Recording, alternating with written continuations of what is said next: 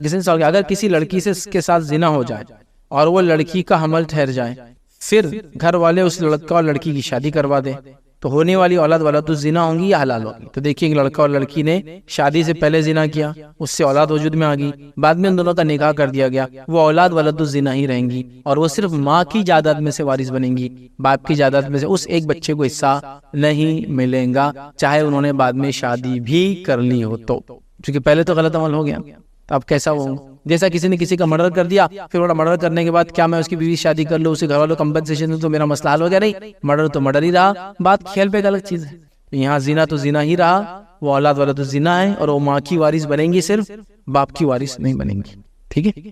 لہٰذا وہ اولاد حلالی حرامی، میں ایسا لفظ استعمال نہیں کروں گا، لوگ وہ حلال اور حرام ایسا بولتے، حلالی ہے حرامی ہے، وہ نہیں، ہم وہ ٹرم یوز نہیں کریں گے۔ ولد الزنا ہوں گی، زنا سے پیدا ہوں گی، نکاح کی وجہ سے نہیں، اور وہ اولاد اس کا پیدا ہونا اس کا حق ہے، اس کے پیدا ہونے میں کوئی کمزوری نہیں تھی، پیدا ہونا اس کا رائٹ تھا وجود میں آنے کے بعد، چاہے میرج نہ بھی کرتے تو وجود میں آنے کے بعد کسی کو بھی پیدا ہونا اس کا رائٹ ہے، آپ اس کو ختم نہیں کر سکتے زندگی کو، لہٰذا ولد الزنا ہے اور وہ پورا حق ہے اس کا، وہ کوئی بھی کمزوری نہیں ہے اس اولاد میں، کیا بولیں گے تو ایسی اولاد ہے، گھر والے بولیں گے فلاں، لیکن وہ ماں کی جائیداد میں سے حصہ دار بنے گا، باپ کی نہیں، چونکہ وہ نکاح سے پہلے وجود میں آیا تھا، لیکن اس میں اس کی کوئی خطا نہیں ہے، اس میں کوئی کمزوری نہیں ہے، اس میں کوئی غلطی نہیں ہے، بات اپنی جگہ بالکل طے ہے، شرعن بھی اور قانوناً بھی۔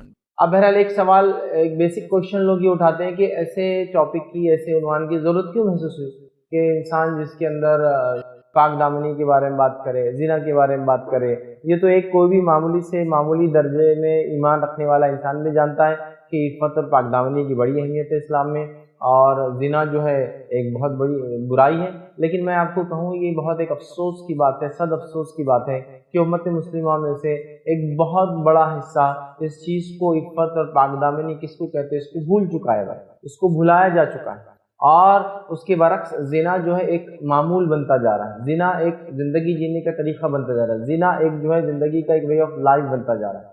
آئیے پہلے وضاحت کر دوں، عفت اور پاک دامنی جس کو ہم کہیں گے شرم، حیا اور اپنے شرمگاہ کو پاکیزہ رکھنا، یہ عفت اور پاک دامنی۔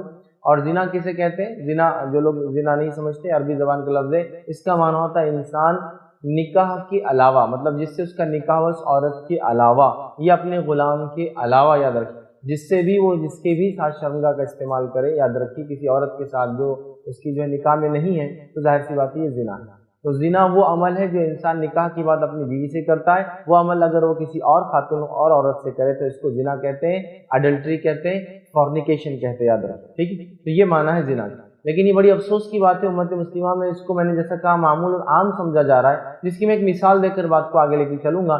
یہ ایک مرتبہ کسی صاحب نے مجھے جو ہے کال کر کے سائل نے ایک سوال کیا کہ رمضان کی روزے کی حالت میں اگر مجھ سے زنا ہو جائے تو اس کا کفارہ کیا ہے؟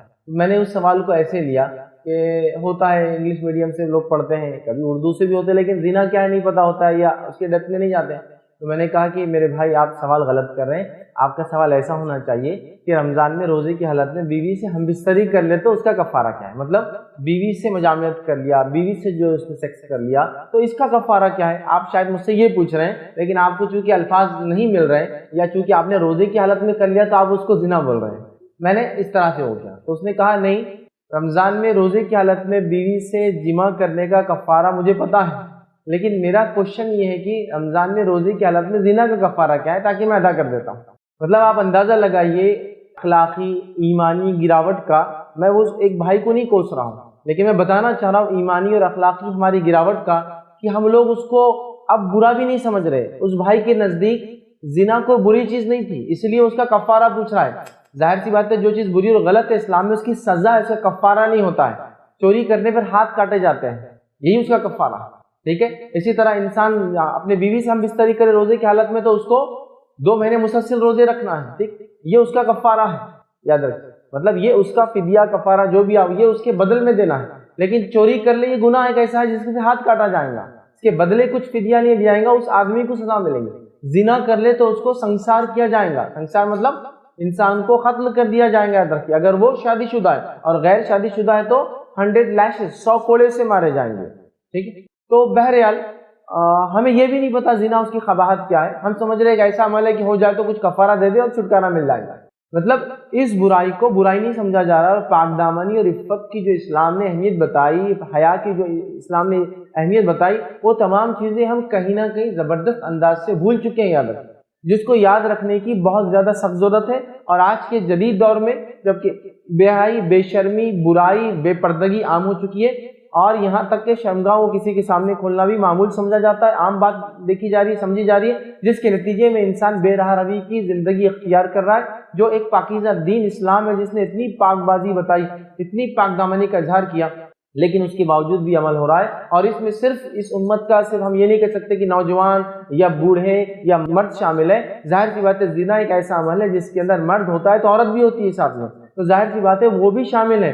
گویا اس چیز کے علم کی بہت سخت ضرورت ہے کہ اس چیز کو ہم سمجھے، ورنہ زنا کو عام سمجھا جا رہا ہے، معمولی سمجھا جا رہا ہے، معمول سمجھا جا رہا ہے، معمولی بات سمجھا جا رہا ہے، گناہ بھی نہیں تصور کیا جا رہا ہے۔ یاد رکھ، یہ کوئی میں بہت خاص بات نہیں کر رہا ہوں، یہ سماج میں عام ہو چکا ہے، جہاں ہم جو ہے ویسٹ کو دیکھ کر یہ کہہ رہے ہیں کہ جو ہے ویسٹ یہاں تک بڑھ چکا ہے، انہوں نے یہ ترقی کی ہے، تو آپ ان کی اچھی اچھی ترقیات کو ضرور لیں، وہ ہمارے لیے مفید ہے، ان کی اچھی اچھی ٹیکنالوجیز کو استعمال کرے، وہ ہمارے لیے مفید ہے، ان کے اچھے تجربات کو فائدہ اٹھائے، وہ ہمارے لیے مفید ہے۔ لیکن ظاہر سی بات ہے انہوں نے بے دینی کی بنیاد پر، لادینی کی بنیاد پر، الہاد مطلب انہوں نے اللہ کا انکار کر دیا، ایک طرح سے الہاد کی بنیاد پر انہوں نے بہت سارے گناہوں کو اپنے زندگی کا معمول بنا لیا۔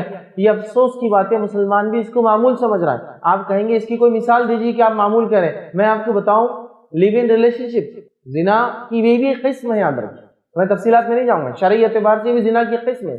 لیو ان ریلیشن شپ یہ ہے کہ ایک نوجوان لڑکا اور لڑکی تعلیم کے لیے کہیں جاتے ہیں، اسکول اور کالج کی تعلیم ہو سکتی ہو، ٹھیک ہے، اور وہ ساتھ رہتے ہیں، ایک ہاسٹل میں رہتے ہیں، ایک روم میں رہتے ہیں، پارٹنرز بن کے رہتے ہیں، جس میں وہ لڑکا اور لڑکی ایک دوسرے سے جسمانی تعلقات بھی قائم کرتے ہیں اور ساتھ رہتے ہیں، سمجھ رہا؟ اس کو لیگلائز کر دیا گیا ہے، اور افسوس کی بات ہے مسلمان بھی اس کو لیگل سمجھ رہے ہیں۔ مطلب یہ کہ نکاح سے پہلے بھی انسان کسی کے ساتھ رہے، مرد کسی کے ساتھ رہے، عورت کسی کے ساتھ رہے، اور کوئی بات نہیں، یہ اس کی زندگی کا ایک حصہ تھا، چلا گیا، پھر زندگی کا اگلا حصہ یہ آئیں گے کیا وہ شادی کرے گا۔ گویا اس کو ایک معمول، میں نے کہا نا، ایک عام بات سمجھی جا رہی ہے، گناہ کو گناہ نہیں سمجھا جا رہا ہے، زنا کو زنا نہیں سمجھا جا رہا ہے۔ یہ افسوس کی بات ہے، شاید ہماری تربیت میں ہماری اولاد کی کہیں نہ کہیں کمی رہ گئی۔ امت مسلمہ کی نوجوان نسل جو اس برائی کی طرف، زنا کی طرف دھڑلے سے جا رہی ہے، اور عفت اور پاک دامنی کو جو انہوں نے چھوڑ دیا ہے، یا جس کے خاتمے کو وہ معمولی سمجھتے ہیں، یہ بڑی افسوس کی بات ہے، یاد رکھیں۔ میں بہت افسوس کے ساتھ یہ کہنا چاہ رہا ہوں کہ انڈین کلچر میں بھی یہ چیز آ چکی ہے، صرف میں مسلمانوں کی بات، انڈین کلچر، جبکہ انڈین کلچر بہت ریزرو تھا اس معاملے میں، چاہے اس ملک میں رہنے والے ہندو ہو، چاہے مسلمان ہو، چاہے سکھ ہو، عیسائی ہو، بدھ ہو، جین ہو، یا کسی اور فرقے یا کسی اور مذہب یا چھوٹے سے قبائلی، ٹھیک ہے، لوکل کسی ریلیجن کو ماننے والا آدمی ہو، تو یہاں عفت اور پاک دامنی کی بڑی اہمیت ہے، یاد رکھیں۔ یہ کلچر، انڈین کلچر بہت ریزرو ہے اس معاملے میں کہ وہ کس سے تعلقات قائم کرے جسمانی اور کس سے نہیں کرے، اور بہت اچھے اس کے اندر اصول و ضوابط ہیں، چاہے ماننے والا کسی بھی مذہب کا ہو۔ افسوس کی بات ہے انڈین کلچر کو بہت زبردست دھکا اس سے لگا ہے جب عفت اور پاک دامنی کو چھوڑ کر زنا کی بے راہ روی، زنا کی روش کو اختیار کر لیا گیا ہے، جس کے نتیجے میں کتنی خباثتیں اور کتنی برائیاں اس سماج میں عام ہو رہی ہے، میں آپ کو کہہ نہیں سکتا۔ اور افسوس کی بات ہے امت مسلمہ جن کے دین نے، جن کی کتاب نے، مطلب اللہ کی کتاب نے، ان کے رسول نے اتنا عفت اور پاک دامنی کو اہمیت دی ہے، اس کے باوجود مسلمان جو ہے اس چیز کے اندر آگے بڑھتا چلا جا رہا ہے۔ یہ بات معمول ہے، یہ بات سنے آتی ہے، اس کو آپ برا مت لگنے دیجئے، چاہے یہ معاملہ اسکول اور کالج کے بعد کا ہو۔ میں کوئی نیا طریقہ نہیں بتا رہا ہوں کہ اس طریقے سے لوگ کرے، میں یہ بتا رہا ہوں کہ جس طریقے سے لوگ یہ کام کر رہے ہیں کہ اسکول اور کالج کے بعد یہ طے کیا جاتا ہے کہ انسان کب جو ہے اپنے جو ہے بکارت کو، اپنی جو ہے جس کو کہیں گے ورجینٹی کو ختم کرے، یہ طے کیا جاتا ہے اسکول اور کالج کے بعد کہ میں یہ کروں گا۔ مطلب زنا کو ایک فیشن بنا لیا گیا ہے کہ اسکول میں، کالج میں پاس آؤٹ ہونے کے بعد یہ کام کرنا ایک معمول ہے، جس کے بعد پھر نکاح کسی اور سے ہوگا، اس کا ایک الگ بات ہے۔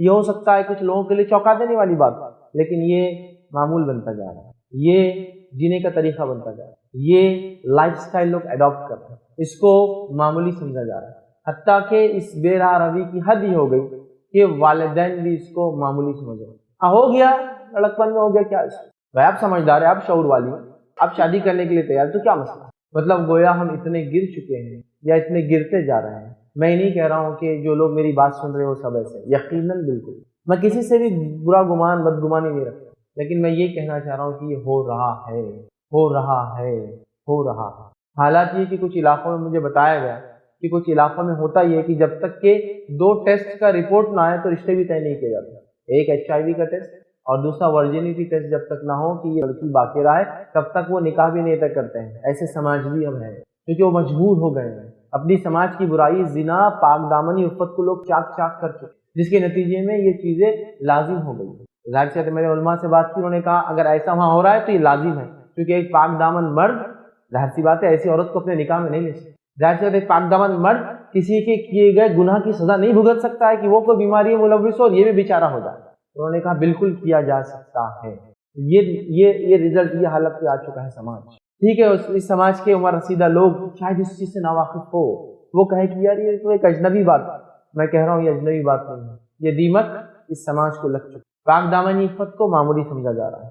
ہم ایک ایسے دین کے ماننے والے ہیں جس نے پاک دامنی اور عفت کے بڑے فضائل بیان ہیں، بہت فضائل بیان، صرف جسمانی پاک دامنی نہیں، یہ دین تو وہ دین ہے جو ذہنی پاک دامنی کا حکم دیتا ہے۔ اچھی سوچ رکھو، اچھے خیالات لاؤ، کیونکہ خیالات بیسس ہے جس سے ارادے بنتے ہیں، ارادے بیسس ہے جس سے عمل ایکسیکیوٹ ہوتا ہے نا۔ اچھے خیالات لائے، خیالات کے بعد ارادہ بنایا، ارادہ بنانے کے بعد عمل کیا۔ یہ دین وہ ہے جو کہتا ہے خیالات بھی پاک ہو تو ارادے بھی پاک ہوں گے تو عمل بھی پاک ہو۔ تو وہ اتنا ہمیں حکم دیتا ہے جسمانی طہارت اور پاکیزگی کا کہ پیشاب کو جاؤ تو یوں پانی لو، پیخانے کو جاؤ تو یوں کرو، پانی نہ ہو تو یوں کرو، ہم بستری کرو تو یوں غسل کرو، احتلام ہو جائے تو یہ معاملہ ہوگا صفائی کا، ہاں پانی نہ ملے تو پھر اس طرح سے تیمم کیا جائے گا۔ اس معاملے میں تمام چیزیں کھل کھل کر وضاحت کی جا رہی ہے۔ صاف صفائی کا معاملہ یہ ہے کہ نبی اکرم صلی اللہ علیہ وسلم جسمانی اعتبار سے بال کاٹنے اور تراشنے کا طریقہ بتاتے ہیں، مختلف بالوں کے مختلف طریقے کی، سر کے بال کس طرح تراشے جائے، ہے نا، تمام چیزیں، بغل کے بال کیسے نکالے جائے، زیر ناف بال کیسے، یہ صفائی کا ہے۔ ناخن کیسے کاٹے جائے، کہاں سے شروعات کرے، کہاں اس کو ختم کیا جائے، کتنے دن کی ان کی اپر لمٹ ہوگی، زیادہ سے زیادہ کتنے دن میں انسان یہ کام کرے، تمام چیزیں بتا رہے۔ ذہنی پاکیزگی کا حکم دیا جا رہا ہے، جسمانی پاکیزگی کی، اور پورے سماج کو گندی آلودگی سے بچانے کے لیے نکاح کا پورا سسٹم بتایا جا رہا ہے، نکاح کرنے کا طریقہ بتایا جا رہا ہے تاکہ لوگ اس گندگی میں نہ ملوث ہو جائے۔ تو گویا ایک فرد کی پاکیزگی اور ایک سماج کی جسمانی اور روحانی دونوں پاکیزگی کا اسلام خیال رکھتا ہے۔ لیکن افسوس کی بات ہے یہ چیز کو ہم سمجھ نہیں سکتے، ہمیں وہ شاید تعلیم نہیں دی جا رہی ہے، وہ تربیت ہمارے پاس ختم ہوتی جا رہی ہے، جس کے نتیجے میں یہ تمام برائیاں بھرت عام ہوتی جا رہی ہے۔ یاد رکھیے، اور اسلام بری حرکتوں سے، حرکتیں جس کو کہیں گے اخلاقی رذیلہ سے، برے اخلاق سے، بری باتوں سے، رذیل حرکتوں سے رکنے کا ہمیں بار بار حکم دیتا ہے۔ یاد رکھیے، نبی اکرم صلی اللہ علیہ وسلم فرماتے ہیں اور تعریف کرتے اس شخص، یہ روایت جو سلسلہ احادیث صحیحہ کے اندر، سلسلہ صحیحہ میں آپ کو روایت مل جائیں گی، ویسے یہ روایت معجم الکبیر جو ہے مستدرک حاکم میں بھی ملیں گی آپ کو، جس کے الفاظ اس طرح سے کہ اس دین نے کتنا پسند کیا اس پاک دامنی کو اور اس کی اہمیت کتنی بتائی آئی ہے۔ اللہ کے رسول صلی اللہ علیہ وسلم فرماتے کہتے ہیں اللہ عز و جل خود کریم ہے، اللہ عز و جل خود کریم ہے، اور آگے فرماتے اور کہتے ہیں اور کریمانہ اخلاق والوں کو پسند فرماتے۔ اللہ تعالیٰ خود کریم ہے اور کریمانہ اخلاق والوں کو پسند کرتا ہے، ایسے اخلاق جو لوگوں کے لیے فائدہ مند و اکرام والے ہو، ٹھیک ہے۔ تو اللہ تعالیٰ خود کریم ہے اور کریمانہ اخلاق والوں کو پسند فرماتا ہے، وہ اعلیٰ صفات کو پسند کرتا ہے اور رذیل عادتوں کو ناپسند کرتا ہے۔ وہ اعلیٰ صفات، اچھے اخلاق، ایک دم اعلیٰ اونچے اخلاق کو پسند کرتا ہے، اور پھر فرمایا اور رذیل عادتوں کو ناپسند کرتا ہے، بری اور خبیث عادتوں کو ناپسند کرتا ہے۔ تو اللہ تعالیٰ کریم ہے، کریمانہ صفت والے لوگوں کو پسند کرتا ہے، لائک کرتا ہے۔ پھر فرمایا وہ اعلیٰ صفات کو پسند فرماتا ہے، رذیل صفت کو ناپسند فرماتا ہے۔ میں سمجھتا ہوں نوجوانوں کی زبان میں لائک اور ڈس لائک کو جو بہت اچھے سے سمجھتے ہیں آج کی زبان میں، انٹرنیٹ کی بھاشا میں کہوں تو ہم اپ اور تھم ڈاؤن کو بہت اہمیت دیتے ہیں۔ تو رب العزت ایسے نوجوان کے لیے تھم اپ کرتا ہے، مطلب اس کو پسند کرتا ہے، اس کو لائک کرتا ہے نا، اس کو پسند فرماتا ہے۔ حدیث کے الفاظ دیکھیے، یحبو، محبت کرتا ہے کیسے شخص سے جو کریمانہ صفت کا حامل ہو، اور پھر فرمایا وہ اعلیٰ صفات کو پسند کرتا ہے، اچھے اخلاق کو پسند کرتا ہے اور بری صفات اخلاق رذیلہ کو ناپسند کرتا ہے۔ تو میرے بھائیوں، اپنے آپ کو پاک دامن رکھنا بڑا اہم ہے۔ یہ زنا جیسی قباحت سے بچنا بہت بہت بہت بے انتہا ضروری ہے، جس کو عام سمجھا جا رہا ہے، عام سمجھا جا رہا ہے اتنا کہ میں کیا کہوں اس تعلق سے۔ ذرا سوچو، ذرا غور کرو نوجوانوں، اس چیز کو بہت سنجیدگی سے لو، اس کی بڑی قباحتیں یاد رکھیں۔ تو آئیے میں اپنے لیکچر کا فرسٹ پارٹ عفت اور پاک دامنی پہ رکھتا ہوں، سیکنڈ پارٹ انشاءاللہ ہم جو ہے زنا اور اس کی خباتیں اور اس کی جو ہے برائیوں کے اوپر اس کے خطرات جو ہے اس میں انشاءاللہ جی سیکنڈ پارٹ اپنا رکھنے کا جو ہے کوشش کروں گا۔ تو آئیے پاک دامنی اور عفت کی کیا اہمیت ہے یہاں سے ہم شروع کرتے ہیں۔ اچھے اخلاق کو اسلام پسند کرتا ہے، ہر مومن کے اندر وہ چاہتا ہے کہ وہ با اخلاق ہو، اچھے اخلاق کہاں ملے۔ تو آئیے سب سے پہلے عفت اور پاک دامنی کی اہمیت اور اسلام اور شریعت میں کیا ہے وہ دیکھتے ہیں۔ اللہ رب العزت جو ہے ہر وہ کام جو اچھا ہے نیکی کا ہے پسند کرتا ہے، ہر وہ کام جو گناہ کا اور برائی کا وہ ناپسند۔ عفت کے بارے میں دیکھیے سورہ نور سورہ نمبر جو ہے 24 آیت نمبر 33 میں اللہ رب العزت فرماتا اور کہتا ہے، آیت کے الفاظ دیکھیے اس طرح سے، وَلْيَسْتَعْفِفِ الَّذِينَ لَا يَجِدُونَ نِكَاحًا حَتَّى يُغْنِيهُمُ اللَّهُ مِنْ فَضْلِهِ۔ اللہ فرماتا اور کہتا ہے اور ان لوگوں کو پاک دامن رہنا چاہیے، مطلب جنسی اعتبار سے جنسی آلودگی میں نہیں پڑنا چاہیے، اپنی شرمگاہ کا غلط استعمال نہیں کرنا چاہیے۔ کون؟ جو اپنا نکاح کرنے کی استطاعت نہیں رکھتے۔ اب نکاح کرنے کی استطاعت نہیں ہے تو ظاہر سی بات ہے آدمی غلط راستے پہ چل سکتا۔ تو جن میں نکاح کرنے کی استطاعت نہ ہو تو انہیں چاہیے، اللہ حکم دے رہا قرآن میں، اپنے آپ کو پاک دامن رکھنے کی وہ کوشش کرے۔ جن میں کیا کرنے کی استطاعت نہ ہو؟ نکاح کرنے کی استطاعت نہ ہو تو وہ اپنے آپ کو پاک دامن رکھے، یہاں تک کہ اللہ تعالیٰ انہیں اپنے فضل سے مالدار بنا دے، یہاں تک کہ اللہ تعالیٰ اپنے فضل سے انہیں مالدار بنا دے، مطلب انہیں مال و دولت دے دے۔ اور ظاہر سی بات ہے نکاح کے لیے مال و دولت اس لیے ضروری ہے ایک آدمی کے لیے تاکہ وہ اپنی بیوی اور ہونے والے بچے کو کھلانے کی طاقت۔ لیکن رسول اللہ صلی اللہ علیہ وسلم کے زمانے میں ایسے بھی لوگ تھے جن کو صرف خود کے کھانے کے لیے ہوتا، دوسرے کے لیے نہیں ہوتا، تو ظاہر سی بات یہ لوگ انتظار کرتے نکاح کے لیے۔ وہ میرے اور آپ کے لیے نہیں، جن کے پاس لاکھوں کا سرمایہ ہے، وراثت میں پتہ نہیں کروڑوں پڑے ہیں، لیکن اس کے بعد بھی نہیں ابھی ذرا پیسے ہوں، یہ وہ نہیں ہے۔ یہ وہ اصحاب تھے جن کو اگر نکاح کرنا ہے تو سونے کی ایک انگوٹھی تو دور، چاندی کی انگوٹھی تو دور، لوہے کی انگوٹھی بھی مہر میں دینے کو نہیں تھی۔ جب پوچھا گیا کہ کیا ہے تو کہا صرف ایک چادر ہے جو نیچے باندھے ہوئے اوپر کا حصہ بھی کھلا جس میں۔ تو اب چادر مہر میں دیں گا تو نکاح کیسے؟ مہر لگتا ہے، بیوی کو سنبھالنے کی طاقت لگتی ہے، مطلب ایک بیسک نیڈ جو ہے وہ بھی نہیں کر پاتے۔ آج تو الحمدللہ حالات بہت اچھے، تو ان سے کہا جا رہا ہے کہ اور وہ لوگ اپنے آپ کو پاک دامن رکھے جن کے نکاح نہیں ہوئی، استطاعت نہیں رکھتے بھی نکاح کرنے کی، یہاں تک کہ اللہ تعالیٰ اپنے فضل سے مالدار کر دے، اتنا پیسہ دے دے کہ اپنے آپ کو اور اپنے بیوی بچے کو سنبھالے۔ پاک دامنی کی اہمیت دوسری جگہ اللہ فرماتا ہے سورہ نور میں آیت نمبر 60 کے اندر اللہ فرماتا ہے وَإِن يَسْتَعْفِفْنَ خَيْرٌ لَهُنَّ وَاللَّهُ سَمِيعٌ عَلِيمٌ۔ اللہ فرماتا ہے تاکہ ہم اگر وہ ان سے بھی پاک دامنی اختیار کریں تو ان کے لیے بہت افضل ہے، اللہ تعالیٰ سنتا اور جانتا۔ تو پاک دامنی کی پھر اہمیت بتائی گئی۔ پاک دامنی سے مراد میں سمجھتا ہوں میرا میسج کلیئر ہے، جنسی اعتبار سے اپنے آپ کو اس کی آلودگی سے اپنے آپ کو پاک رکھنا، سمجھ رہا؟ تو پاک دامنی کی یہاں پھر اہمیت بتائی۔ صحیح بخاری اور صحیح مسلم کی روایت ہے، متفق علیہ روایت ہے، عبداللہ ابن عباس رضی اللہ عنہما فرماتے ہیں کہ جب ابو سفیان جو ابھی مسلمان نہیں ہوئے تھے جو ہے، جب وہ قیصر روم کے دربار میں حاضر ہوئے، ہرقیل کے دربار میں حاضر ہوئے، ٹھیک ہے، تو روم کے بادشاہ کے سامنے حاضر ہوئے اور اس کے بعد اس نے کیوں بلایا تھا، ایک لمبا واقعہ ہے کہ اللہ کے رسول صلی اللہ علیہ وسلم نے خط لکھا، کہا کہ میں آخری نبی ہوں، تو بادشاہ کو تھوڑی فکر ہوئی کہ کون ہے یہ دعویٰ کرنے والا، چلو اس کے بارے میں معلوم کرتے ہیں۔ پوچھا کون ہے، تو کہا مکہ کا ایک نوجوان ہے۔ تو کہا کوئی مکہ کا وفد ہے، کوئی قافلہ ہے جو بتائے اس کے بارے میں گواہی دے؟ تو کہا کہ ہاں مکہ کے سرداری خود یہاں موجود ہے، اور وہ تب شام میں موجود تھے، کون؟ ابو سفیان جو کہ مکہ کے سردار۔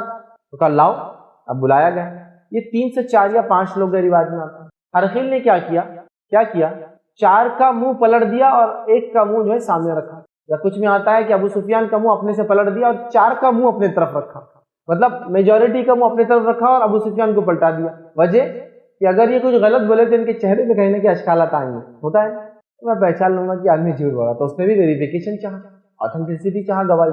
اب ابو سفیان یہ کہتے ہیں کہ میرا دل تو چاہتا تھا جو ہرقیل سوالات کرا نا پورے جوابات جھوٹے جھوٹ بول دوں، لیکن میں بول نہیں پایا تھا، یا پھر مجھے ڈر لگا کہ اگر میں جھوٹ بول دوں گا تو کل کوئی نہ کوئی سچ بتا دیں گے محمد صلی اللہ علیہ وسلم کے، تو سوچا کہ اب صحیح بول دیتا ہوں، جھوٹ کا سہارا نہیں لیتا، ٹھیک ہے۔ اس کے بعد وہ کہتے ہیں کہ ہرقیل نے سوال کیا اور کہا، عبداللہ بن عباس کہتے ہیں کہ ابو سفیان سے کہا کہ بتاؤ کہ محمد صلی اللہ علیہ وسلم کی ایجوکیشن، ان کی تعلیم کیا ہے، مطلب وہ کیا ایجوکیٹ کرتے ہیں لوگوں کو، کیا بتاتے ہیں، کیا پڑھاتے ہیں، کیا سکھاتے ہیں؟ تو کہتے ہیں آپ ہمیں اس بات کا حکم دیتے ہیں کہ ہم صرف اللہ کی عبادت کریں، اس کے ساتھ کسی کو شریک نہ ٹھہرائے، اور ہمارے آبا و اجداد جن چیزوں کی جن اشیاء کی عبادت کرتے تھے اس سے ہم رک جائیں۔ آپ صلی اللہ علیہ وسلم ہمیں ان کی عبادت سے منع کرتے ہیں، آپ صلی اللہ علیہ وسلم ہمیں نماز قائم کرنے کا، صدقہ دینے کا، عفت اور پاک دامنی اختیار کرنے کا، ٹھیک ہے، عہد و پیمان اور وفا کرنے اور امانتوں کی ادا کرنے کا حکم۔ تو گویا نبی اکرم صلی اللہ علیہ وسلم کی مکی دعوت کیا کیا تھی؟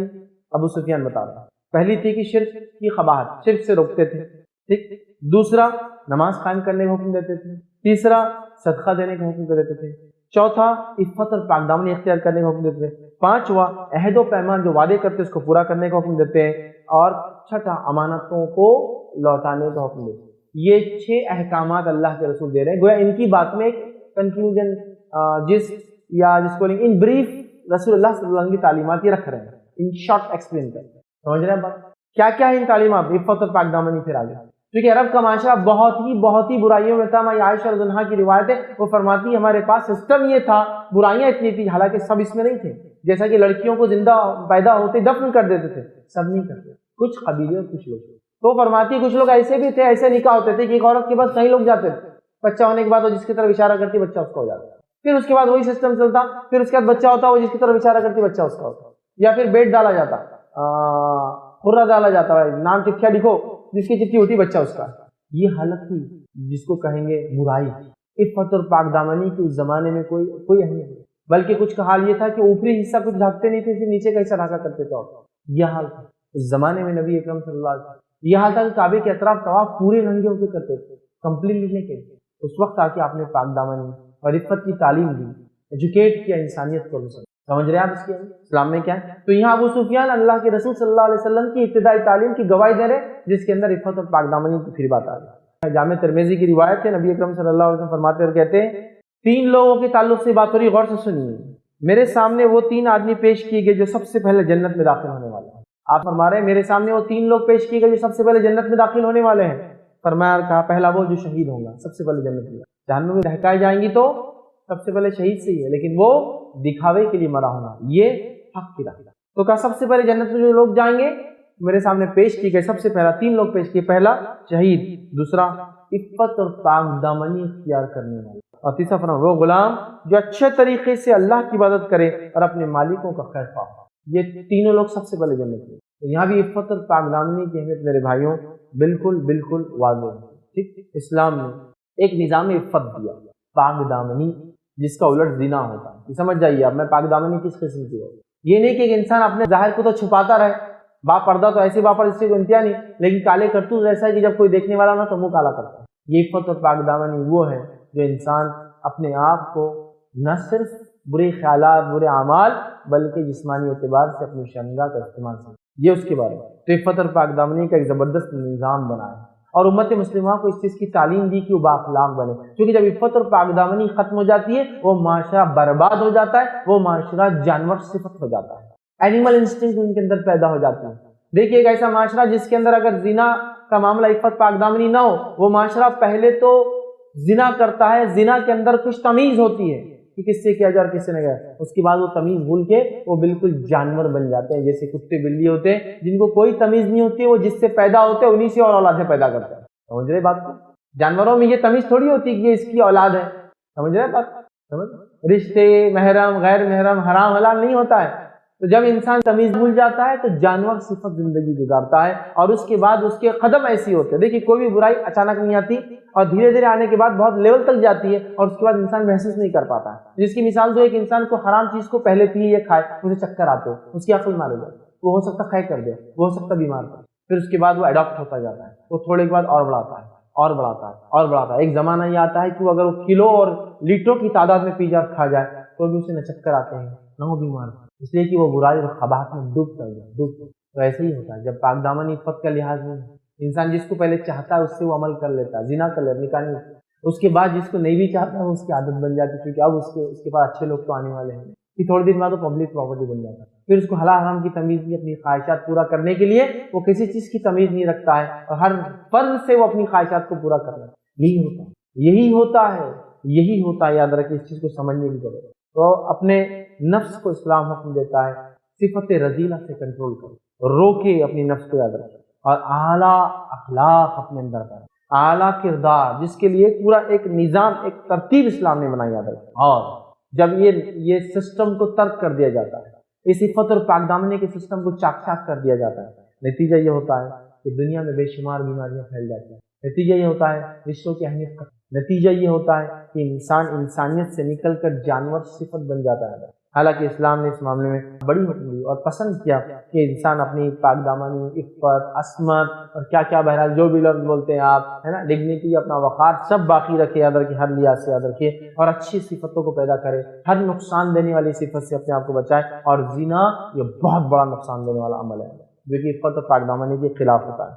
ٹھیک ہے، اور اسلام نے عفت اور پاک دامانی کو باقی رکھنے کے لیے حکم دیا اور اس کے لیے جس کو کہیں گے کہ نظام بنایا.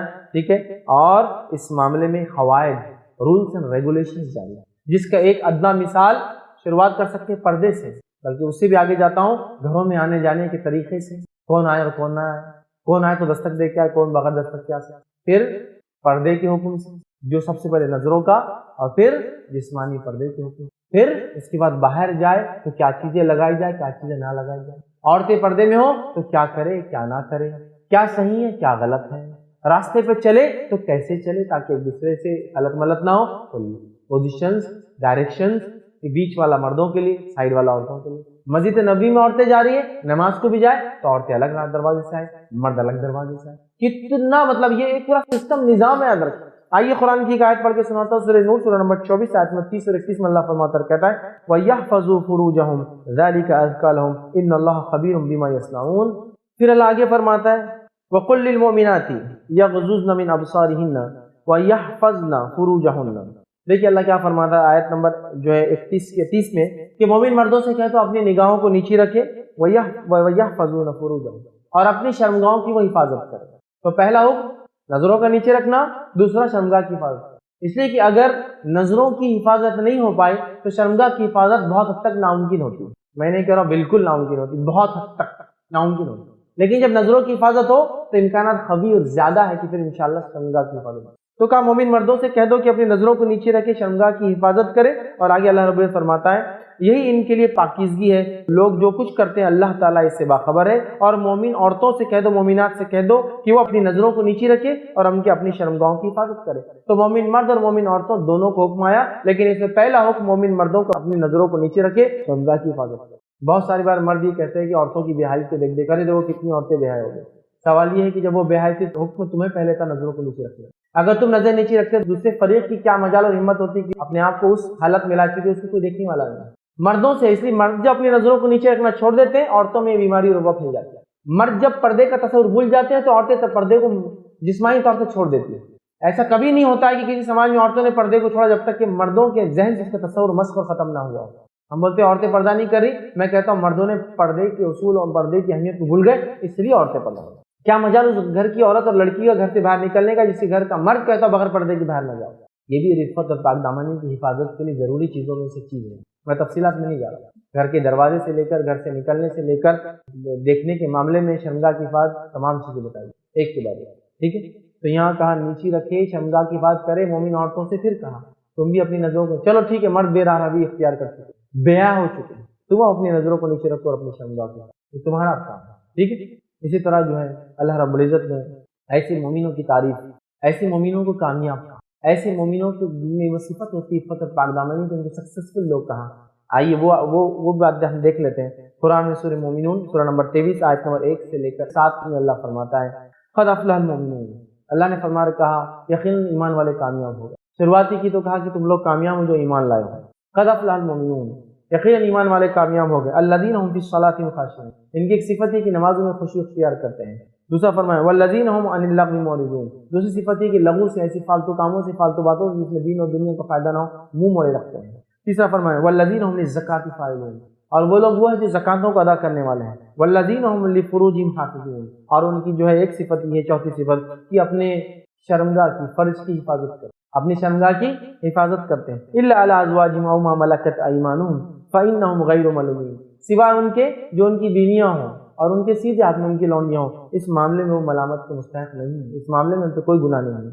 فمن ابتغى وراء ذلك فاولئک هم العادون، اور اس کے علاوہ جو چاہے وہی باغی ہے، وہی عادی ہے، وہی برائی کا راستہ اختیار کرنے والا ہے، وہ راہ سے حد سے تجاوز کرے. تو یہاں دیکھیے مومنوں کی صفت بیان کی. پہلے تو کہا قد افلح المؤمنون، یقیناً کامیاب ہو گئے، سکسیسفل ہو گئے، فلاح پالی، فوز و جس کو کہیں گے کامرانی حاصل کر لی ان لوگوں نے جو ایمان لائے. ان کی صفتوں میں دیکھیں چوتھی صفت اپنی شرمگاہوں کی، فرض کی حفاظت کرتے ہیں. مومن مرد ہو یا عورت ہو، دونوں سے یہ خطاب ہو رہا کہ اپنی شرمگاہ کی حفاظت کرتے ہیں.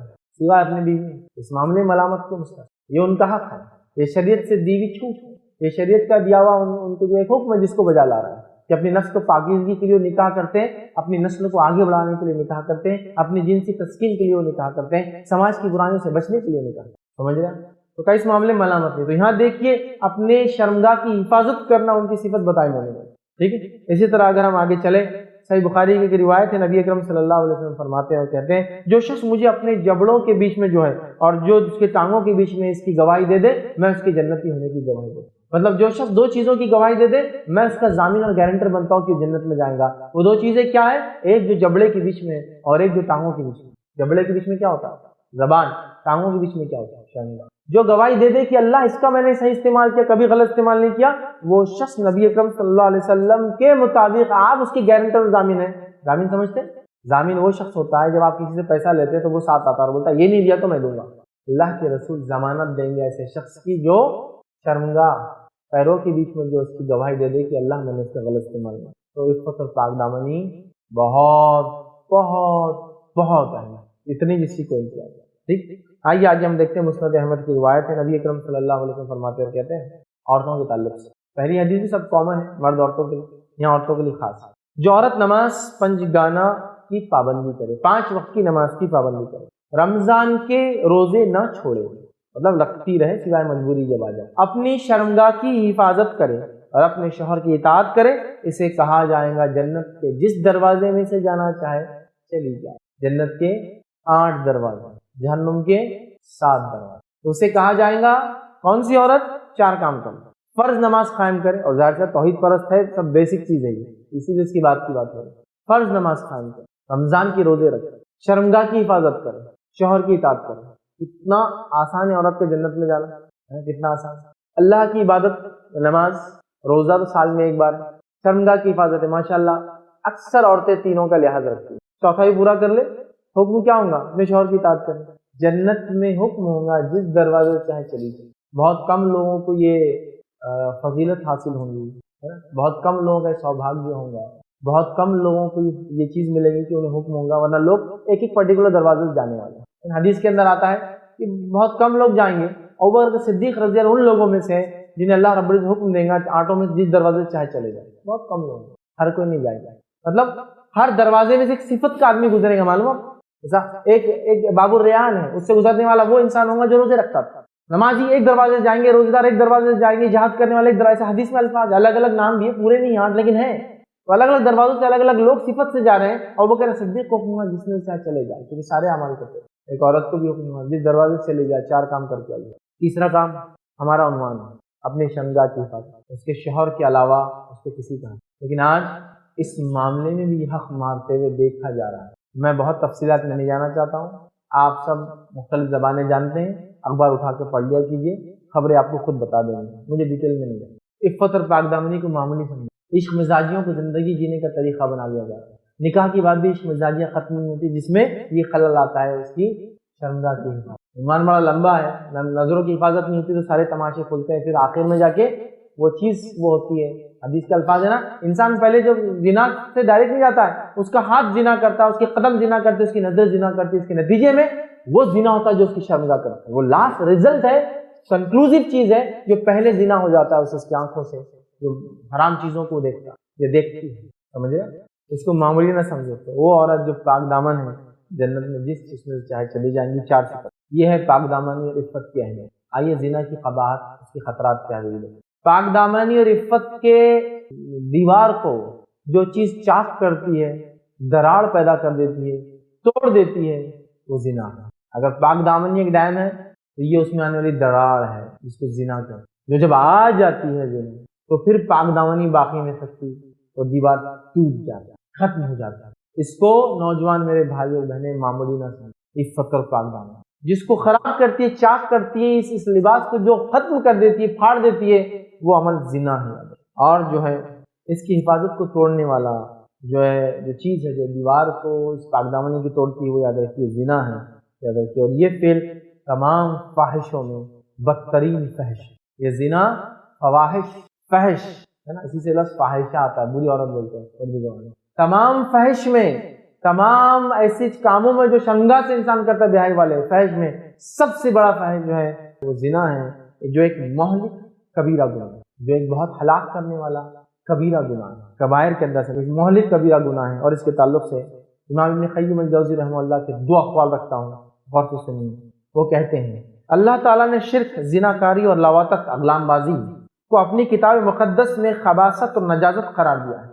تین گناہ ایسے جس کو اللہ نے قرآن میں خباثت اور نجاست اپنی طرف سے قرار دیا۔ پہلا شرک کرنا، اور مشرک کو کیا کہا؟ انما المشرکون نجس، مشرک گندگی، پلیت ہے، نجس، خباثت۔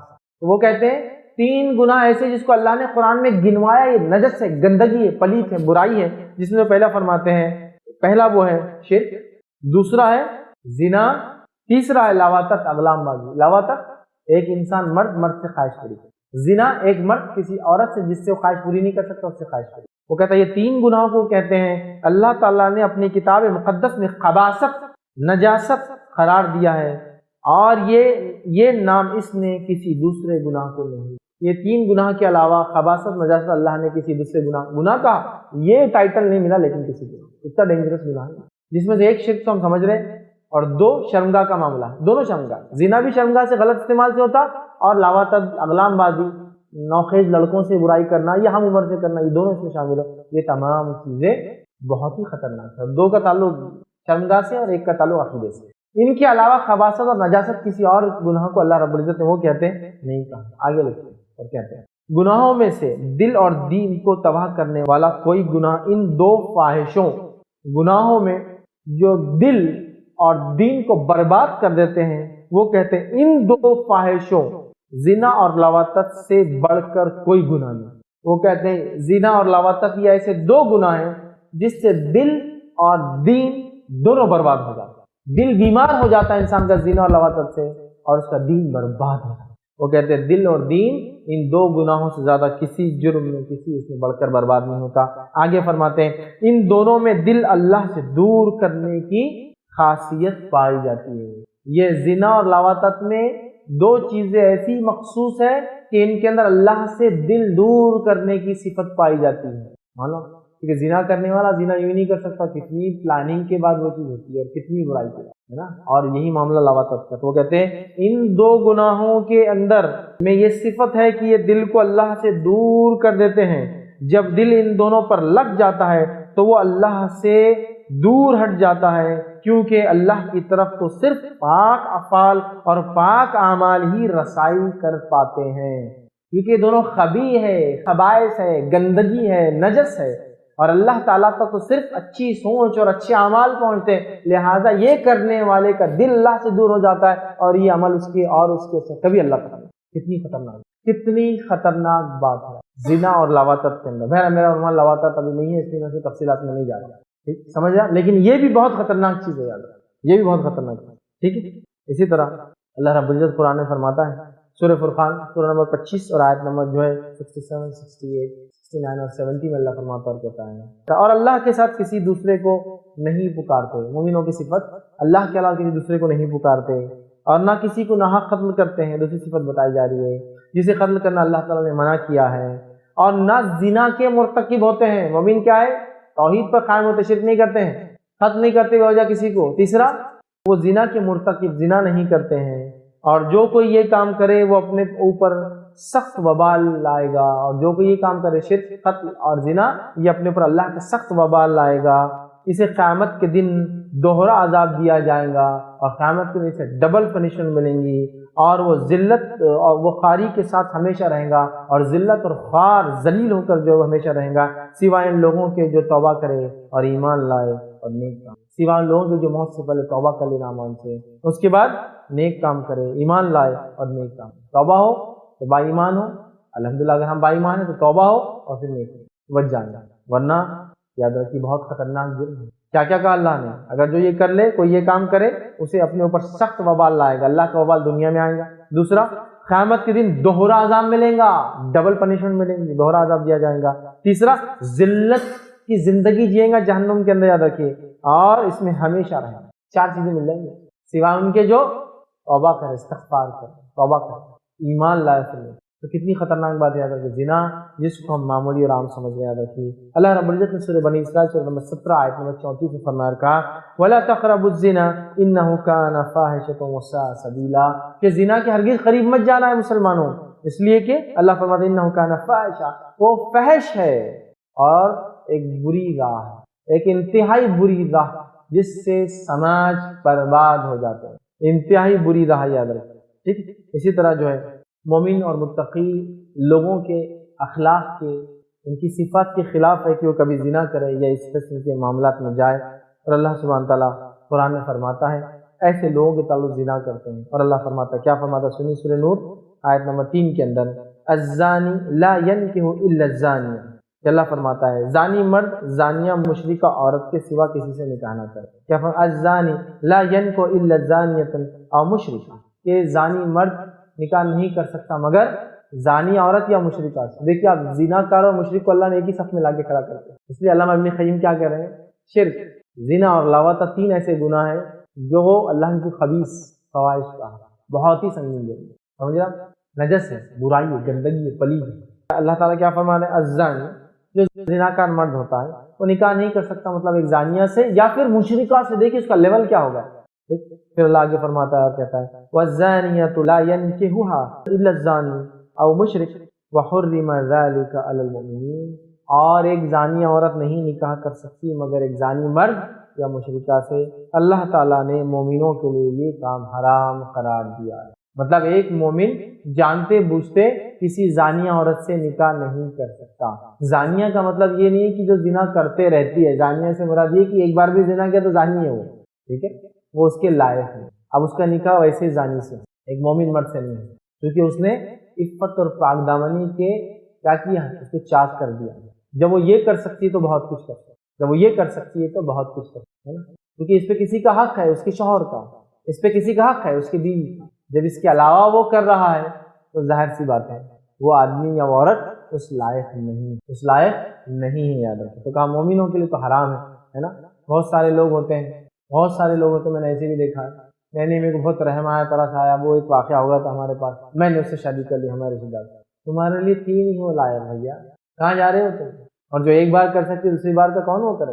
یہ الگ بات ہے، اسی کا توبہ سچی۔ تو اسلامی تاریخ میں اگر دیکھیں ایسے مرد اور عورتیں جن کو سزا ملتی ہے، جیسے کہ غیر شادی شدہ تھے، زنا کر لیا، کوڑوں کی سزا ملی لیکن بچ جاتے تھے زندہ، تو ان کے نکاح ایسی مرد اور عورتوں سے کیا جاتا ہے، حالانکہ ان کی توبہ سچی بھی ہو تو نکاح لیکن اسی ٹائپ کے لوگوں سے ان کے ہوتے تھے، سمجھ رہے ہیں؟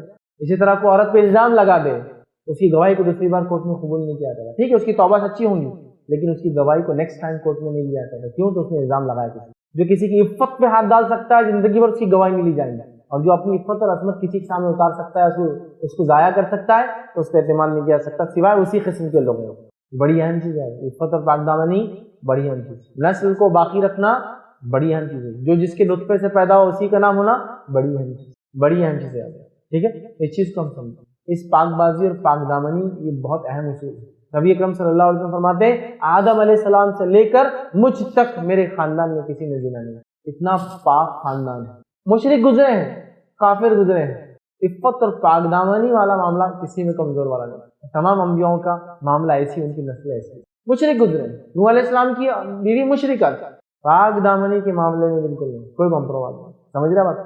لوط علیہ السلام کی بیوی ایمان نہیں لائی لیکن ظاحر سی بات ہے وہ پاک دامن خاتون، ایمان نہیں لائی۔ تو نبی اکرم صلی اللہ علیہ وسلم کی نسل میں آدم علیہ السلام سے کسی نے پاک دامنی یہ اہمیت کی حامل ہے، نسلوں کا پاک رہنا بڑی اہم چیز ہے۔ اور زنا کیا کرتا ہے؟ اسی کو خلط ملط کرتا ہے، یہ پاک دامن عفت کو چاک چاک کر دیتا ہے، کسی کا حق کسی اور کو دے دیتا ہے، سمجھ رہے بات؟ اس بات کو سمجھنے کی ضرورت ہے۔ صحیح بخاری اور صحیح مسلم کی متفقہ علیہ روایت ہے، نبی اکرم صلی اللہ علیہ وسلم فرمایا کہا کوئی زانی جب زنا کرتا ہے تو وہ مومن نہیں رہتا، کوئی زانی جب زنا کرتا ہے اس کے نقصان سنیے، وہ مومن نہیں رہتا۔ ابو داؤد کی روایت آپ نے فرمایا کہا جب کوئی بندہ زنا کرتا ہے تو ایمان اس سے نکل کر چھتری کی طرح اس کے سر پر چلا جاتا ہے۔ جب کوئی بندہ یا بندی زنا کرتی ہے، یا دو بندے مومن ہو، یا ہو سکتا ہے کافر اور ایک مومن ہو، ٹھیک ہے، اور یہ بھی ہو سکتا ہے، تو ایمان والا اگر ہے تو ایمان نکل جاتا ہے اور چھتری کی طرح اوپر منڈلاتا ہے، اس کے دل سے نکل جاتا ہے، ٹھیک ہے، چھتری کی طرح سر پر منڈلاتا رہتا ہے، اور جب وہ اپنے اس فعل بد سے ہٹ جاتا ہے تو ایمان اس کی طرف پھر لوٹ آتا ہے، یہ بد فعل سے ہٹ جاتا ہے تو لوٹ آتا ہے، نہیں ہٹتا ہے جب تک وہ اوپر رہتا ہے۔ اب انداز لگا وہ انسان زنا کی حالت میں مر گیا تو ایمان نہیں تھا، اتنا خطرناک فعل ہے، اور ہم اپنے ایمان سے دور نہیں ہو سکتے۔ ہم کو تو شریعت کہتی ہے اپنی عقل سے دور مت ہو، اس لیے وہ چیزیں جو نشاور ہے ان کو حرام قرار دیا، کیونکہ نشے سے انسان عقل سے دور ہو جاتا ہے، تو ایمان سے دور کیسا رہے گا ایک مومن بندہ؟ پل بھر کے لیے ایمان نکل جاتا ہے۔ وہ آدمی مومن نہیں رہتا جو زنا کرتا ہے، مومنوں کی صفت نہیں ہے، مومنہ کی صفت نہیں ہے زنا، ہے نا؟ بہت سخت توبہ کی ضرورت ہے جو لوگ اس فعل میں لگ جاتے ہیں۔ زنا کے کیا کیا نقصانات ہوتے ہیں وہ تو بہت سارے ہیں، میں 7 نقصانات خالی گنا دیتا ہوں، اور پچھلی جو آیت میں نے پڑھی اور حدیثیں رکھی اور اگلی جو پڑھوں گا اس میں وہ پورے 7 آ جائیں گے۔ پہلا گناہ جو ہوتا ہے یاد رکھیے وہ یہ ہے، کئی گناہ ہوتے ہیں، اللہ کی نافرمانی، کبیرہ گناہ، حرام کاری، کئی ہیں بھائی، میں وہ پورے نہیں گنانا چاہ رہا، میں کچھ جو ڈائریکٹ ریلیشن ہے زنا سے اس کو میں رکھتا ہوں آپ کے سامنے، جس میں سب سے پہلا جو ہوتا ہے ماننا وہ یہ ہے کہ زنا تمام برائیوں کا مجموعہ ہے اور تمام نقصانات کا جامع ہے۔ مطلب زنا تمام گناہوں کا مجموعہ ہے، اس لیے کہ زنا اچانک نہیں ہوتا۔ اب اس کی شروعات کیسے ہوتی؟ اگر کسی نے ایسی عورت سے زنا کرا جو زانیہ ہی ہے، پیسے لے کر کرتی ہے، تو ایک الگ بات ہے، گناہ اس میں بھی ہے، اس کے بھی نقصانات ہیں، لیکن اس کے علاوہ کرتا ہے تو اس کے پیچھے ایک پورا ٹریل ہے، ایک پورا راستہ ہے جو کرتے ہوئے آیا، نظروں سے نظریں ملی، چکر چلا، افیئر ہوا، معاملہ ہوا، فلاں ہوا، گھر تلاش کیا گیا، یہ ہوا، ملاقات ہوئی، یہ ہوا، نتیجہ زنا کا۔ پہلا تمام گناہوں کا مجموعہ اور تمام نقصانات اس میں شمار ہیں، شامل۔ دوسرا، اس کی بدولت معاشرے میں جو ہے خوفناک بیماریاں پھیلنا شروع، اس کی بدولت معاشرے میں کیا ہوتا ہے؟ خوفناک بیماریاں پھیلنا شروع، ہے نا؟ ایسٹیڈیز کی لسٹ گنتے جائیے، سیکشولی ٹرانسمیٹڈ ڈیزیز کی لسٹ گنتے جائیے، ایسی ایسی بیماریاں جو ہم نے سنے نہ ہمارے باپ داداؤں نے کبھی سنی، اور ہوتا ہے زنا جس معاشرے میں پھیلتا ہے اللہ ایسی بیماریاں اس معاشرے میں دیتا ہے جو ان کے بڑوں نے کبھی سنی بھی نہیں۔ ہم تو پہلے خالی ایڈز دیکھ سنتے تھے کہ امیونٹی سسٹم خراب ہو جاتا ہے، اب تو گنتے چلے جائیے کیوں ہوتا ہے یہ خوفناک مہلک بیماریاں کیوں پھیلتی ہے؟ یہ زنا کا نتیجہ ہے۔ تو پہلا یہ مجموعہ ہے گناہوں کا، دوسرا اس سے خوفناک مہلک بیماریاں پھیلتی، سماج میں وبائیں پھیل جاتی ہے، تیسرا خاندانی سسٹم برباد ہو جاتا ہے جس سماج میں زنا عام ہو جاتا ہے۔ خاندانی سسٹم سمجھتے ہیں؟ خاندانی سسٹم، فیملی سسٹم، خاندانی نظام برباد ہو جاتا ہے جب اس کو وہ چیز بغیر بیوی کے مل جاتی ہے تو پھر اولاد کیوں پیدا کرے گا؟ سمجھیا؟ اور خاندانی نظام ان ممالک کا برباد ہو چکا ہے جنہوں نے نکاح کو چھوڑ دیا، پاک دامنی عفت کو معمولی سمجھا، اور اس کے بعد نتیجہ یہ ہے آج ان کے سماج میں کوئی اچھائی نظر نہیں آئی، اولادیں پیدا نہیں ہو رہی ہیں۔ آپ کو معلوم یورپ کے ایسے کئی ملک ہیں جن کو ہر سال 2 لاکھ 3 لاکھ اور 4 لاکھ ایکسپیٹس کو بلانا پڑتا ہے، اس لیے کہ کنٹری کی گروتھ کے حساب سے پاپولیشن گرو نہیں ہوتی۔ بچوں کے کپڑے سب سے مہنگی چیز ہوتی ہے اس ملک میں، کیونکہ بچے پیدا زیادہ ہوتے نہیں ہیں۔ معلوم آپ کو شہر قبرستانوں میں تبدیل ہو رہے ہیں۔ میں یہ نہیں کہہ رہا ہوں کہ آج شہر تھا 1 سال بعد قبرستان، لیکن ایک شہر تھا 1900 فلاں سے بسا ہوا، آج قبرستان میں تبدیل ہو گیا، لوگ مر کھپ گئے، آبادیاں بڑی نہیں کیونکہ شادی کرتے نہیں، زنا عام ہے، عفت پاک دامنی کوئی اہمیت نہیں، نتیجہ اولاد پیدا کیوں کرے، ذمہ داری کیوں لے، کمائے کیوں کسی کے لیے؟ ٹھیک ہے، خاندانی system, family values, family system برباد ہو جاتا ہے۔ اس کا چوتھا نقصان جو ہوتا ہے وہ یہ معلوم آپ کو کیا ہے؟ اللہ تعالیٰ برکتیں اٹھا لیتا ہے ایسے فرد اور ایسے سماج سے جو زنا میں ملوث ہے، چاہے وہ کتنی ہی ترقی یافتہ ہو یا ان کے پیسے کی دنیا میں کتنی ہائی ویلیو ہو، برکت کے اعتبار سے وہ ملک اور وہ سماج برباد ہو جاتا ہے۔ یہ بات یاد رکھیے، برباد ہو جاتے ہیں ملک اور وہ سماج۔ ٹھیک ہے، آگے بڑھتے ہیں ہم۔ ٹھیک ہے، پانچواں جو ہے روزی اللہ تعالیٰ تنگ کر دیتا ہے۔ برکت کے اٹھ جانے سے آٹومیٹک نتیجہ یہ ہوتا ہے روزی اللہ تعالیٰ تنگ کر دیتا ہے ایسے لوگوں کی۔ چھٹا نقصان یہ ہوتا ہے عداوتیں اور دشمنیاں بڑھ جاتی ہیں۔ سمجھا؟ کسی نے کسی سے زنا کیا، اب اس کی کسی سے شادی ہوگی، شادی کے بعد اس کو پتا چلا اب یہ شوہر اس کا دشمن، اس کا کیا، اس کے زانی کا بولو کیا بولو، وہ اس کا دشمن، یہ اس سے شادی کر رہی، وہ اس کو مارنے کے پیچھے تلا ہوا۔ عداوتیں پھیلتی ہیں زنا، بہت خطرناک عداوتیں، سماج خونی ہو جاتا ہے۔ میں آپ کو بتاؤں ریکارڈنگ میں شہر ممالک کا نام لینے سے احتیاط کرتے ہیں۔ میں آپ کو بتاؤں دنیا کے ایسے شہر جہاں زنا عام ہے، جہاں بغیر کپڑوں کے آپ گھوم سکتے ہیں، جہاں زنا کرنے لوگ دنیا بھر سے آتے ہیں، حالانکہ دنیا کے بڑے مشہور معروف شہر ہیں، دنیا کے چھوٹے چھوٹے خطے ہیں، سب سے اچھی ملٹری اور پولیس اپنے آپ کو بتاتے ہیں، لیکن اس کے بعد بھی زنا کرنے لوگ آتے ہیں۔ مطلب یہ مرد عورتیں ایسے نہیں ہیں جو عشق مزاجیاں کر کے زنا کرتے ہیں، وہ وہاں سے آتے ہیں، زانیوں کو لائسنس دیا جا چکا ہے، پروسٹیوشن عام ہے، پیسہ دے کر کرتے ہیں، لیکن وہ بھی دنیا کے ایسے علاقے جہاں سب سے زیادہ کرائم ہوتے ہیں۔ آپ دیکھ لیجئے دنیا کے جہاں جن علاقوں میں زنا ہوتا ہے وہاں کرائم ریٹ سب سے زیادہ ہوتا ہے، اور میں یہ پیڈ بول رہا ہوں، پیڈ، جہاں وہ عورتوں کا کام ہی ہے زنا کرنا، وہاں بھی جب آدمی جا کے زنا کرتا ہے کرائم سب سے زیادہ وہاں ہوتے ہیں۔ اب بولیں گے وہاں کیا جھگڑا، یہ عورت تو اسی کام کے لیے ریڈی ہے، یہ آدمی جا رہا ہے، لیکن آپ کو بتائے کرائم ریٹ ایسے علاقوں کا سب سے زیادہ ہوتا ہے۔ اللہ کی برکتوں کو چھین لیتا ہے اور اللہ کی لعنت برستی ہے، سب سے زیادہ کرائم ریٹ۔ دیکھ لیجیے آپ اٹھا کے سٹی ایک ایریا وہاں زنا ہوتا ہے، حالانکہ زنا پیڑ ہے، وہاں کوئی اس کا شوہر یا اس کے خاندان میں لڑنے نہیں آئیں گے، لیکن وہاں کرائم ریٹ اللہ تعالیٰ ایسے ہی کرتا ہے۔ وبا ہے یہ بیماریوں کی جس کو ہم بولیں گے، مطلب کرائم کی، تو عداوتیں بڑھ جاتی ہیں، کرائم بہت ہوتا ہے۔ اسی طرح جو ہے بربریت عام ہو جاتی، خون اور قتل و غارت گری جہاں زنا ہوتا ہے عام ہے۔ دیکھیے کتنی زندگیاں برباد ہوتی زنا کی وجہ سے، کہ خون تک بات چلی جاتی، کسی کو پتا چلتا ہے اس نے میری گھر والی کے ساتھ یہ کیا، فلاں کے ساتھ، اسے ختم کر دیا، تو چاہے اتفاق رائے سے نہ ہو، لوگ اپنی بہنوں کو، اپنے رشتہ داروں کو ختم کر دیتے ہیں۔ یہ غلط بات ہے، شرعی اعتبار سے عدالت میں ساری چیزیں ہوں گی، کسی کو یہ حق نہیں ہے کہ وہ کسی کو خود سزا دے جاتا ہے، شریعت میں بھی اور دنیا میں فرمان میں، لیکن یہ سب ہوتا ہے۔ زنا جیسی برائی کے نتائج ہے۔ ٹھیک ہے، مسند احمد کی روایت، نبی اکرم صلی اللہ علیہ وسلم فرماتے ہیں، غور سے سنو، میری امت اس وقت تک خیریت سے رہے گی۔ میں نے کہا نا 7 گناہ میں پچھلے گناہ چکا ہوں، کچھ گنا چکا اور اب گنا رہا ہوں بات۔ میری امت اس وقت تک خیریت سے رہیں گی جب تک اس میں زنا کی پیداوار والے بچے عام نہ ہو جائیں۔ زنا ہوں گا لیکن اولادیں بھی تو ہوں گی نا، زنا کی اولاد۔ آئیے آگے بڑھتے ہیں۔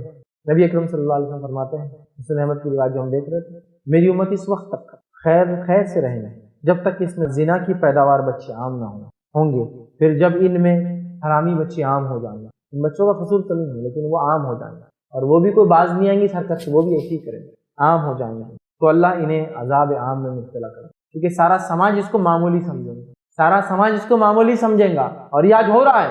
میں آپ کو کہہ رہا ہوں، اس کو سیریس لیجیے، ہو رہا ہے۔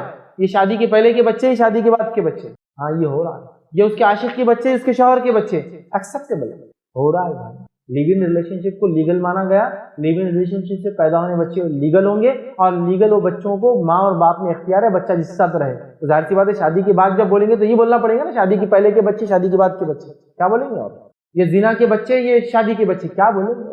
اور میں بہت افسوس کے ساتھ کہہ رہا ہوں یہ ہو رہا ہے۔ میرا خطاب مسلمانوں سے، اور میں کہہ رہا ہوں یہ ہم نہیں ہو رہا۔ تو کہہ سکتا ہے اپنی برائی آپ کر رہے ہیں، برائی نہیں، میں وارننگ دے رہا ہوں، اس سے بچ جاؤ۔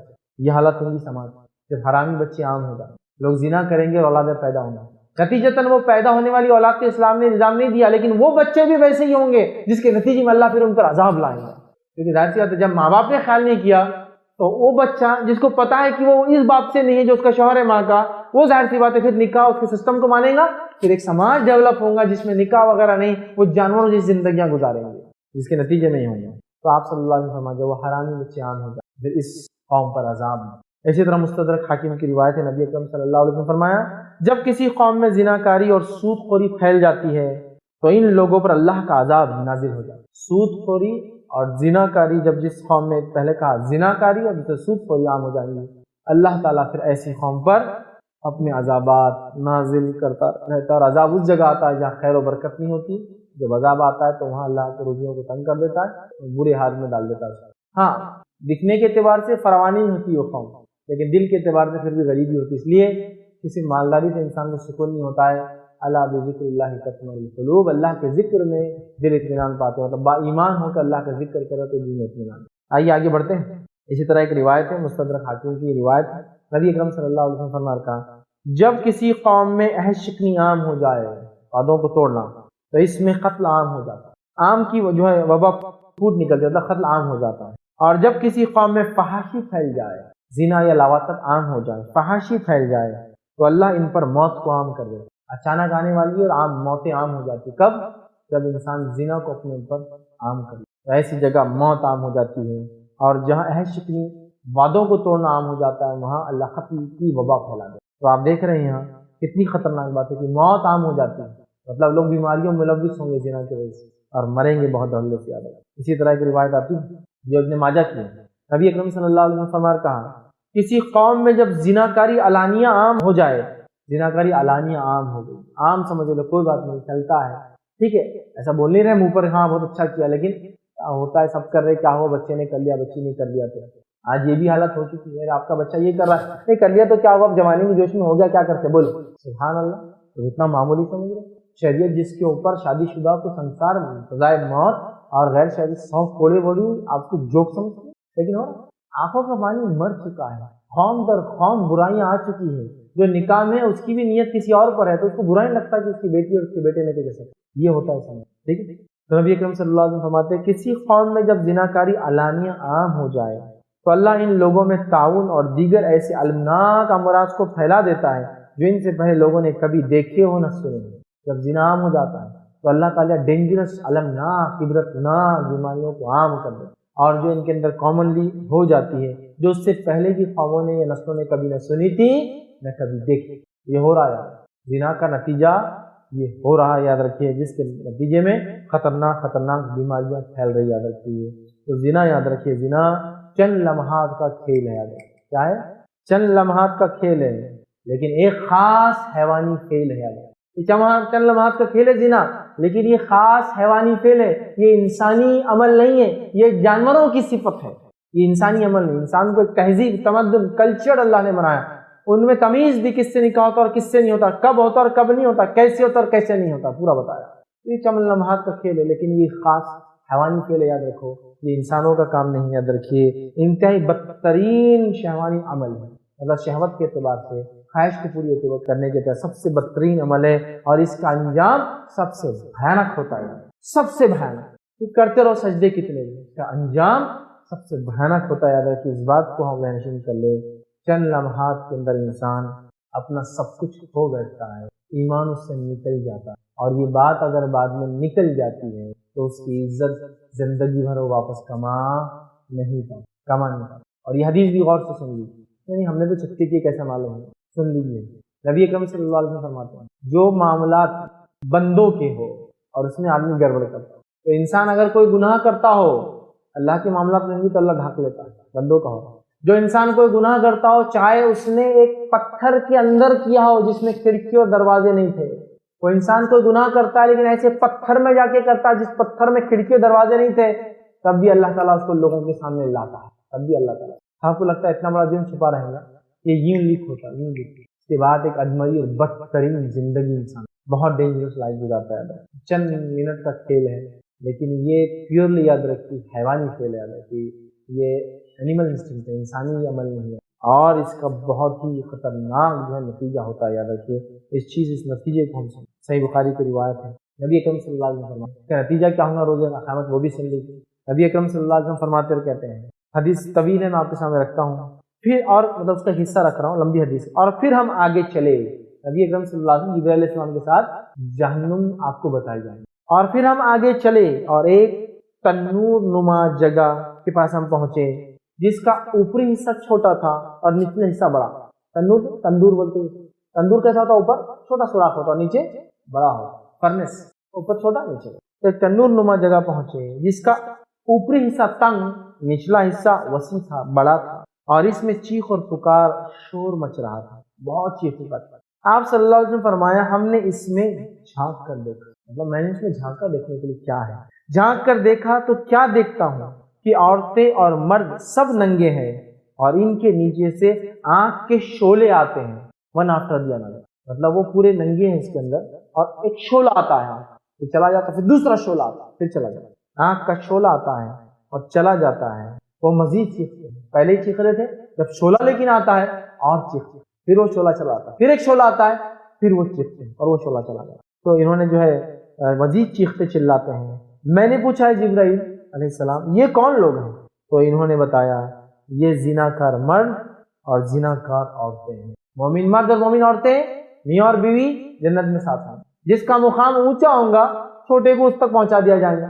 شوہر کا مقام اگر نیچے بیوی کا اوپر ہے تو شوہر کو اوپر ڈال دیا جائے گا, تو بیوی اوپر ہے اور بیوی کو نیچے لانا تو ظلم ہو جائے گا, تو اللہ اس کو فائدہ دے دے گا. شوہر اوپر ہے بیوی نیچے, شوہر کے بیوی اوپر آ جائیں گے. لیکن زانی مرد اور زانی عورتیں جہنم میں ساتھ, اور ہر ایک کچھ وقت میں ایک شعلہ آئے گا, وہ تو یوں ہی چلا رہے جہنم میں, اور چیخیں گے اس آنکھ کی تپش اور اس کی شدت کی وجہ سے. میں نے پوچھا یہ کون ہے, تو بتایا گیا کہ زناکار مرد اور عورتیں. آپ سمجھ رہے ہیں, ہمیں کتنا ضروری اللہ نے جو حکم دیا اچھائی کا حکم دینے کا اور برائی سے رکنے کا اور خود اپنے آپ کو روکنے کا رکنا، یہ بہت بڑی برائی اور بدبختی ہوں گی، یاد رکھیے۔ اسی طرح ہم دیکھتے ہیں متفق علیہ روایت ہے، اور ظاہر سے زنا کرنے والے کا ذہن تو پہلے ہی خراب ہو چکا ہے، نظریں خراب ہو چکی ہوتی ہے، اور جسم کو اور اپنے ایمان اور عقیدے کو بھی خراب کر لیتا ہے۔ ٹھیک ہے، متفق علیہ روایت ہے، صحیح بخاری اور صحیح مسلم کی روایت ہے۔ نبی اکرم صلی اللہ علیہ وسلم نے فرمایا 7 قسم کے لوگوں کو اللہ اس دن اپنے سائے میں رکھیں گا جس دن عرش کے سائے کے علاوہ کوئی سائے نہ ہوگا۔ مطلب 7 ٹائپس، 7 لوگ ایسے جن کو اللہ اس سائے میں رکھیں گا عرش کے جس کے علاوہ کوئی سایہ نہ ہوگا۔ وہ 7 لوگوں میں معلوم آپ کو ایک آدمی کون ہے؟